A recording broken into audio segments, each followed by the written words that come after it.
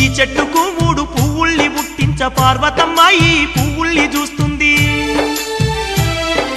బ్రహ్మఛాయ పువ్వు విష్ణు ఛాయ పువ్వు తెంపుకున్నా గాని అడ్డు చెప్పకయ్యా నా ఛాయ ఉన్నట్టి పువ్వును ముట్టితే బుసగొట్టి నువ్వు బెదిరించవయ్యా బెదిరించుగాని కాటయ్యబోకు నన్ను పార్వతికి దూరం చెయ్యకు నీ భయముతో నా పర్వతమ్మ కైలాసానికి ఉరికి రావాలే నా మాట పాటించు ఓ నాగరాజయ్యా